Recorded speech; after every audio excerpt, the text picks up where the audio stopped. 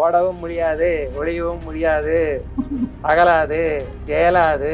உங்கள் கதையை தமிழக மக்களே முடித்து விட்டனர். ஆட்சி என்ற பெயரில் கொடுங்கால ஆட்சியை கொடுத்த உங்களுக்கு மக்கள் பாடம் புகட்டி விட்டனர். ஆக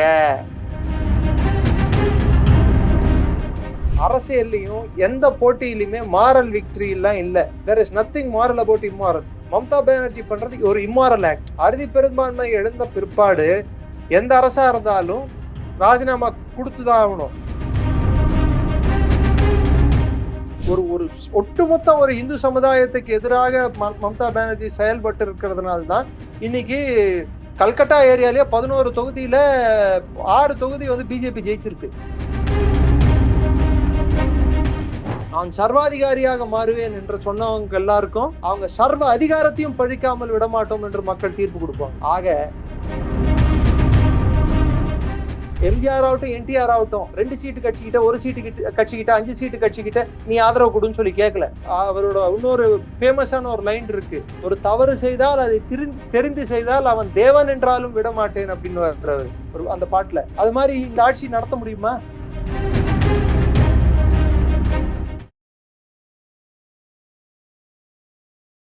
இளைய பாரத நேயர்களுக்கு வணக்கம். இன்னைக்கு நம்ம நேயர்கள்ல நம்ம சிறப்பு விருந்தினர் டாக்டர் நிரஞ்சன் சார் அவர்கள் தான். சார் வணக்கம் சார். ஜெய்ஹிந்த்.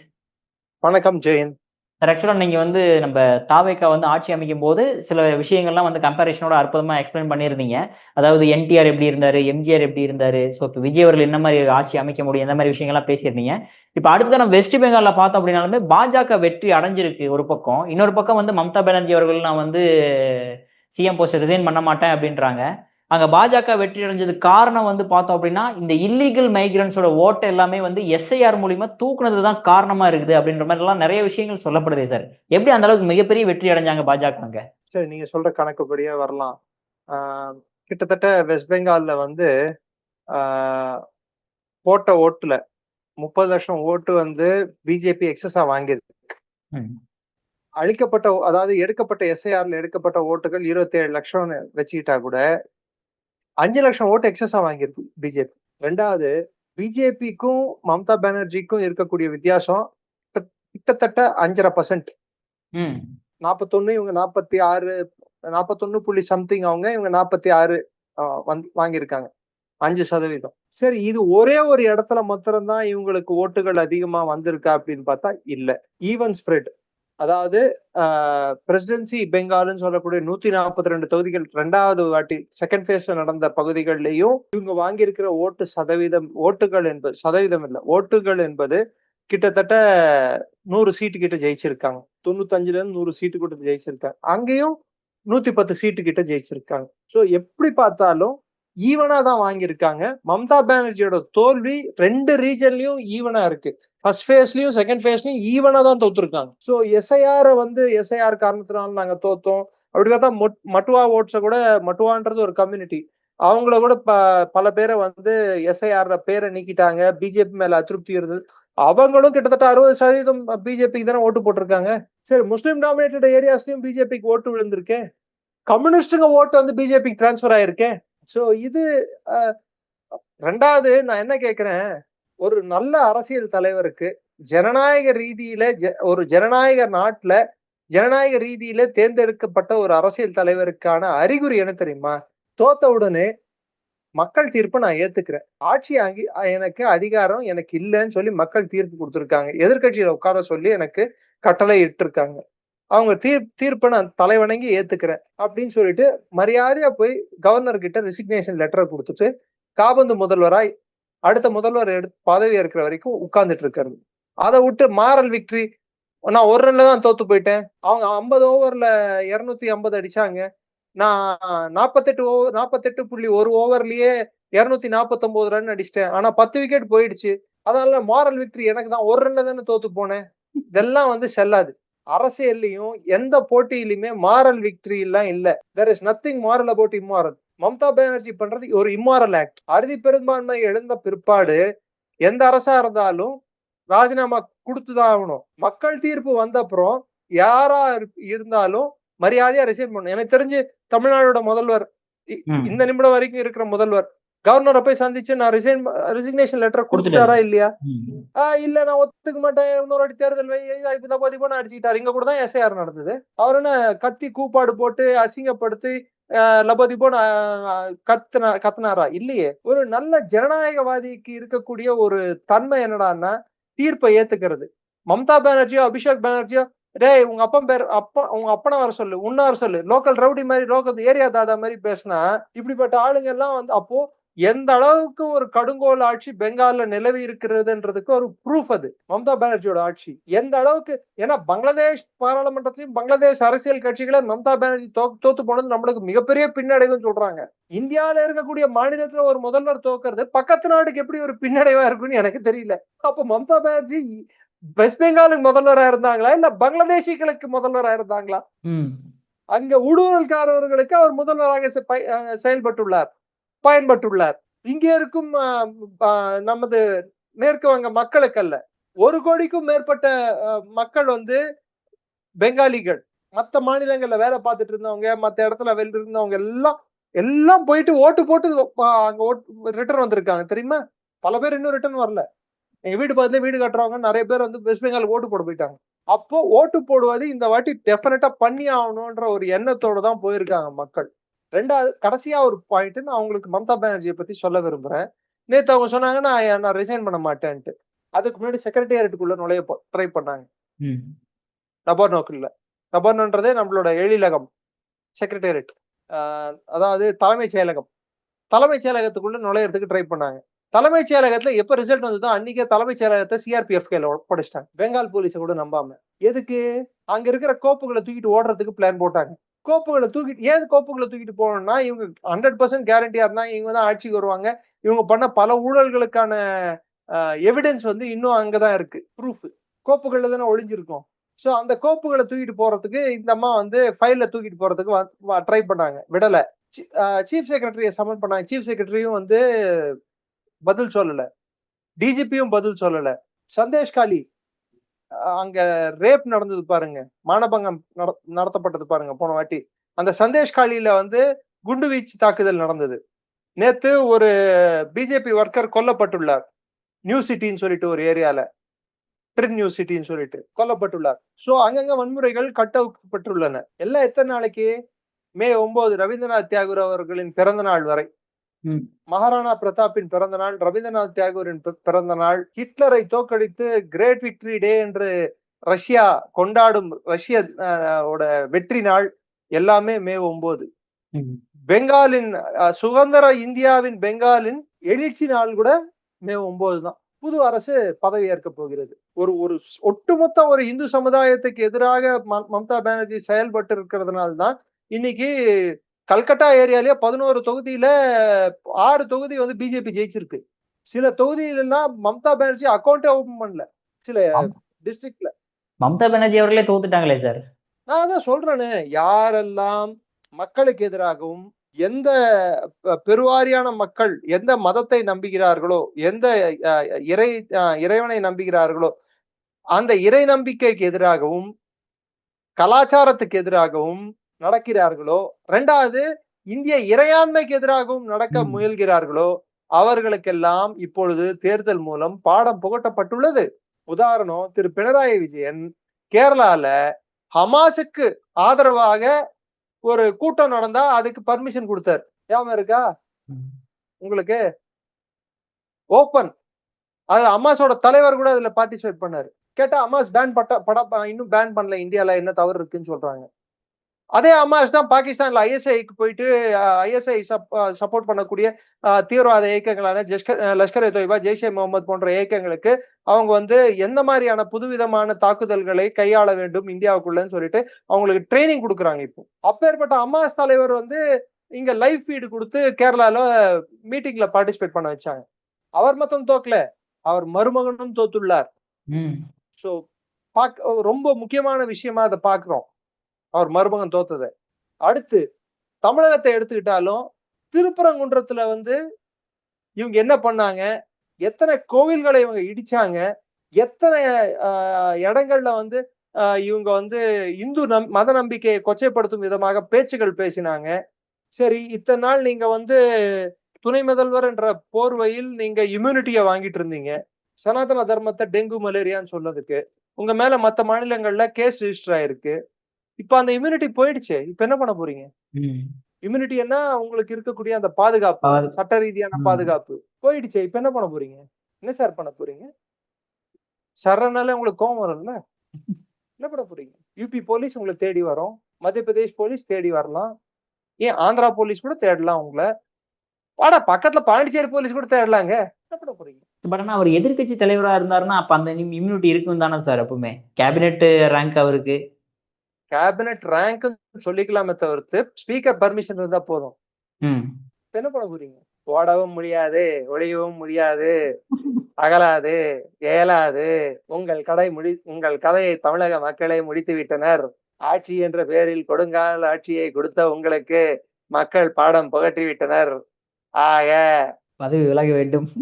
நீங்கள் சட்டத்தின் முன்னால் குற்றவாளி என்று அறிவிக்கப்படும் வரை நீங்கள் சட்டத்தை எதிர்கொண்டுதான் ஆக வேண்டும். அல்லது உங்கள் சட்டத்திற்கு முன்னால் உங்களை நிரபராதி என்று சொல்லும் வரையும் நீங்கள் சட்டத்தை எதிர்கொண்டுதான் ஆக வேண்டும். தப்பி ஓடக்கூடாது. ஓடினால் புறமுதுகு காட்டி ஓடியவர் என்று வரலாறு உங்களை அழைக்கும். உங்கள் தந்தையாலும் உங்களை காப்பாற்ற முடியாது. உங்கள் தாய் செய்த பூஜைகளும் உங்களுக்கு புண்ணியம் அளிக்காது. ஒரு மதத்தை டெங்கு மலேரியா என்று அழைத்ததால் இன்று முதல் நீங்கள் உங்கள் கட்சியும் அகற்றப்பட வேண்டிய டெங்கு மலேரியா போல் தமிழக மக்கள் உங்களை அகற்றி விட்டனர். உண்மை. நீங்களும் பிராக்டிசிங் இந்து, நானும் பிராக்டிசிங் இந்து. பல பேர் நான் மத்த மதத்தை கொச்சையா பேசணும்னு நான் சொல்லல. எந்த மதத்தையும் தப்பா பேசாதீங்கன்னு நான் சொல்ல வரேன். இந்த பாடம் நாளை பதவி ஏற்க போகும் வருங்கால முதல்வருக்கும் பொருந்தும். எனக்கு புரிந்தவரை அவர் குறிப்பிட்ட சமுதாயத்தின் முதல்வராக இருக்க மாட்டார் என்று நம்புகிறேன். அப்படி அவர் குறிப்பிட்ட சமுதாயத்தின் முதல்வராக அவர் செயல்பட எண்ணினாலோ முயன்றாலோ விளைவுகள் அவருக்கு விபரீதமான விளைவுகள் அவர் சந்திப்பார். ஏன்னா இன்னும் 80% ஓட்டு அவருக்கு இந்துக்கள் ஓட்டு தான் விழுந்திருக்கு. அதை அவர் மறந்துடக்கூடாது. இந்துக்களின் எழுச்சி, பிரிவினைவாதிகளின் வீழ்ச்சி, பெங்கால் கண்ட வரலாறு, அசாம் செய்த சாதனை, அசாம் முதல் பாண்டிச்சேரி வரை இந்து எழுச்சி நடந்துள்ளது. ஏன் தமிழகத்திலும் இந்து எழுச்சி நடந்ததனால்தான் திராவிட சூழ்ச்சி முறியடிக்கப்பட்டுள்ளது. அதுக்கு பிஜேபியே பாஜகவே துணை சென்றாலும் அவர்களும் சூழ்ச்சிக்காரர்களாக மாறுவார்கள். அவர்களையும் நாங்கள் புறக்கணிக்குவோம் என்று மக்கள் தீர்ப்பு கொடுத்துள்ளனர். இனிமேலாவது பிஜேபி தன் பாடங்களை தான் கற்றுக்கொள்ளும் என்று நம்புகிறேன். தமிழ்நாடோட வெஸ்ட் பெங்கால்ல அந்த இல்லீகல் இமிகிரண்ட்ஸ் மூலியமா தான் நம்ம மம்தா பானர்ஜி அவர்கள் ஜெயிச்சுக்கிட்டு இருந்தாங்க அப்படின்ற மாதிரி. இப்ப நீங்க சொன்ன மாதிரி பங்களாதேஷ்ல இருந்து கூட ஐயோ அவங்க தோத்துட்டாங்களேன்னு பதற ஆரம்பிச்சிட்டாங்க. எப்படி சார் அவங்க இந்த மாதிரி இந்தியாவுக்கு இறையாண்மைக்கு எதிராகவே அந்த அளவுக்கு செயல்பட்டு அவங்க ஜெயிக்கணும்னு நினைக்கிறாங்க? அவங்க யார் ஜெயிக்கணும்னு நினைக்கிறாங்கன்னு நினைக்கிறேன். மம்தா. லார்ட் டைரன் சொன்ன ஒரு இங்கிலீஷ் பழமொழி இருக்கு. Power corrupts, absolute power corrupts absolutely. அதிகாரம் மனிதனை தவறு செய்ய தூண்டும். சர்வ வல்லமை படித்த அதிகாரம் என்பது, அதாவது கிட்டத்தட்ட சர்வாதிகாரி என்ற நிலைமை கெட்டும் போது எது தவறோ அது அவர்கள் கண்களுக்கு சரி என்றுதான் படும். நான் சர்வாதிகாரியாக மாறுவேன் என்று சொன்னவங்க எல்லாருக்கும் அவங்க சர்வ அதிகாரத்தையும் பழிக்காமல் விடமாட்டோம் என்று மக்கள் தீர்ப்பு கொடுப்பாங்க. ஆக நான் சொல்ல நினைக்கிறது என்னடான்னா, மம்தா பானர்ஜி ஷீ டுக், அவங்க பொறுத்த வரைக்கும் இந்துக்கள் அவங்களுக்கு வேற கதி இல்ல, வழி இல்ல, மோட்சம் இல்ல. குறிப்பிட்டு இந்து பத்ரலோக் என்பது அது ஒரு தனி கான்செப்ட். பெங்கால்ல இருக்கிற கான்செப்ட். அதிகம் படிச்ச middle class society. Chattopadhyaya, Bandopadhyaya. Mamata பானர்ஜியோட பேரே பங்கோபாத்யாயா, பானர்ஜின்னு மாத்திட்டாங்க.